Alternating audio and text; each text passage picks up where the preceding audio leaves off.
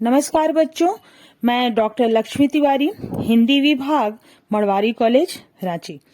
बच्चों, मैंने पिछले क्लासेस में आप लोगों को पढ़ाई थी देवसेना का गीत का पहला पद और आज मैं पढ़ाऊंगी देवसेना का गीत का दूसरा पद। तो जैसा कि हम बताए थे, देवसेना का गीत कवि जयशंकर प्रसाद द्वारा रचित नाटक स्कंदगुप्त से लिया गया है। उसका आगे का पद हम लोग देखते हैं। पद है, श्रमित स्वप्न की मधुमाया में, गहन विपिन की तरु छाया में, पथिक उनिंदी श्रुति में किसने यह विहाग की तान उठाई। लगी सतृष्ण दीठ थी सबकी, रही बचाए फिरती कब की। मेरी आशा आह बावली, तूने खो दी सकल कमाई। यह ऐतिहासिक नाटक स्कंदगुप्त से लिया गया यह गीत है। यह गीत बंधु वर्मा की बहन और यौवन काल में स्कंदगुप्त की चाह रखने वाली देवसेना द्वारा जीवन के अंतिम पड़ाव के समय गाया गया है। इस काव्यांश में स्कंदगुप्त देवसेना के सामने उसे अपनाने का प्रस्ताव रखता है। उसका प्रस्ताव देवसेना के हृदय में हलचल उत्पन्न कर देता है। उस स्थिति में वह अपनी प्रतिक्रिया व्यक्त की है इन पंक्तियों के माध्यम से। देवसेना स्कंदगुप्त को नहीं पाकर अपने प्रेम को भूल चुकी थी। ऐसे में स्कंदगुप्त ने प्रस्ताव रखकर पुनः उसे एक स्वप्न दिया है। परिश्रम से उत्पन्न थकान के कारण, जैसा कि पंक्ति में है, श्रमित स्वप्न की मधुमाया में, गहन विपिन की तरु छाया में, पथिक उनिंदी श्रुति में किसने यह विहाग की तान उठाई। तो हम लोग यहाँ देखते हैं कि परिश्रम से उत्पन्न थकान के कारण जैसे कोई राहगीर सघन वन के वृक्षों की छाया में नींद से भरा हुआ स्वप्न देख रहा हो, कल्पना की ऊंची उड़ान भर रहा हो और कोई उसके कान में अर्धरात्रि में गाए जाने वाले विहाग राग की स्वर लहरी सुनाने लगे, तब उसकी जो स्थिति होगी वही स्थिति देवसेना की हो रही है।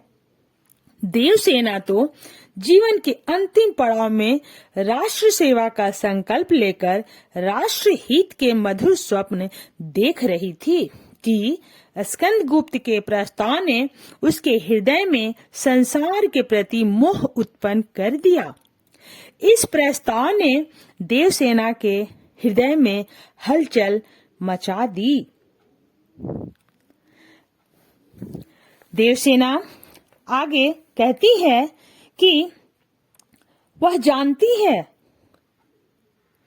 विगत जीवन के संबंध में सोचती हुई वह स्वयं यह व्यक्त कर रही है कि वह जानती है कि उसे पाने के लिए न जाने कितने लोगों की ललचाई दृष्टि उसकी ओर लगी हुई थी और वह उनकी तृष्णा भरी दृष्टि से सदैव स्वयं को बचाती रही है। वह दुख से सांस लेती हुई कहती है, हे मेरी आशा, तूने स्कंदगुप्त के प्रस्ताव को पाकर हृदय में हलचल मचाकर मेरे जीवन के समस्त श्रम फल को खो दिया है।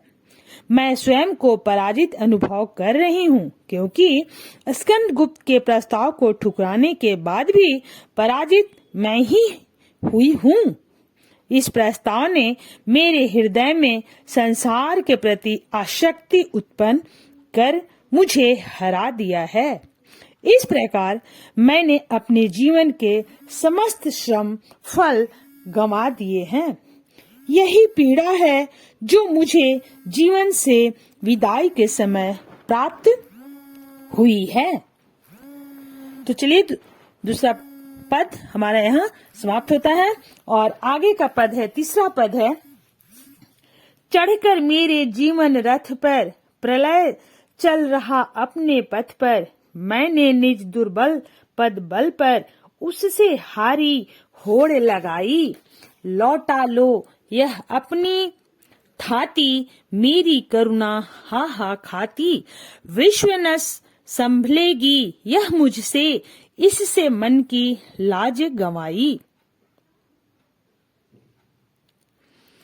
यहाँ वह देवसेना अपने हारने की निश्चितता के बावजूद प्रलय से लोहा लेती है और इसी भाव को इन पंक्तियों में देवसेना व्यक्त करती हुई कहती है कि सृष्टि का सर्वनाश मेरे जीवन रूपी रथ पर सवार होकर अपने मार्ग पर अग्रसर है, किंतु मैं अपनी दुर्बलताओं को जानते हुए भी और हारने की निश्चितता के ज्ञान के बावजूद भी प्रलय का सामना करती रही हूँ।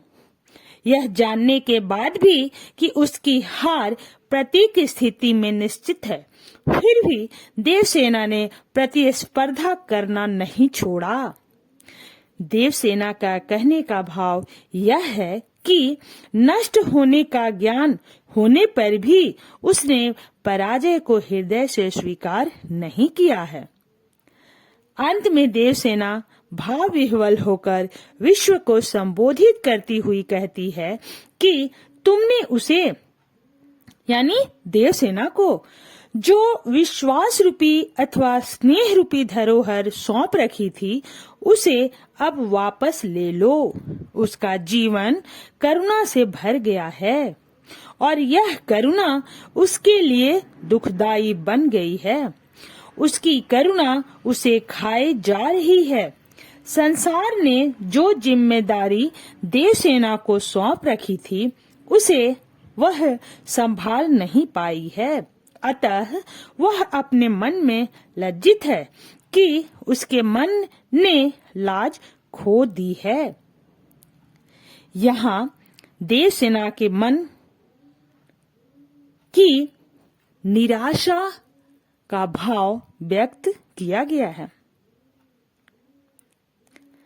तो ये तीसरा पद हमारा यहाँ समाप्त होता है। इसके बाद देवसेना के गीत के बाद है कार्नेलिया का गीत। जयशंकर प्रसाद का स्कंदगुप्त नाटक से ही लिया गया यह भी गीत है, कार्नेलिया का गीत। इसको मैं अगले क्लासेस में पढ़ाऊंगी। आज मैं यहीं समाप्त करती हूँ। धन्यवाद।